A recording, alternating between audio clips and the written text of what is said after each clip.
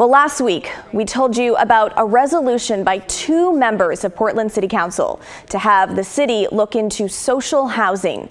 It's housing built and often managed by the government, also known as public housing. And the government would be tasked with keeping a stock of homes permanently affordable for people living in Portland. Now, we like to know what you guys think about these types of ideas, and a lot of you wrote to us to tell us that you thought it was a bad idea. But that was not the case at City Council today, when just about everyone who showed up for public comment was in favor of social housing. And ultimately, Council approved the resolution unanimously. Here's City Councilman Jamie Dunphy from District 1, which is much of East Portland. Every time we try to make a bold move on housing, whether it's affordability, stability, or fairness, we hear the same refrain: the private market won't build if you do that. So it's time for us to stop waiting on the private market. This is a supply side problem. This is not a regulatory problem. A developer recently told me that if we handed him the land and the permits for free, they still wouldn't be building in Portland today because the financiers of housing construction won't invest unless they're guaranteed exorbitant returns in the form of extremely high rents, which requires a constrained supply.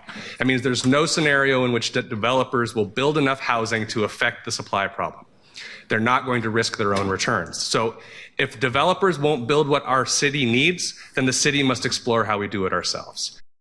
A few groups showed up saying they're already working on developing affordable housing, like Habitat for Humanity and the Albina Vision Trust, and they'd like to have the city's support to grow the programs that are already in place. One of them was Reverend Heather Riggs. My church is also a part of a coalition of faith communities who are interested in building housing on church-owned land. We are supporting a bill in the state legislature that would release pre-development funds that would unlock this land for nonprofit affordable housing or social housing.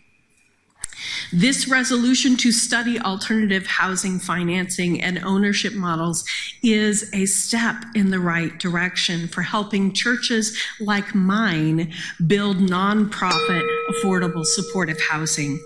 However, I will say that I would prefer that we skip the study and just move forward with this model that has been amply demonstrated to work in many other places.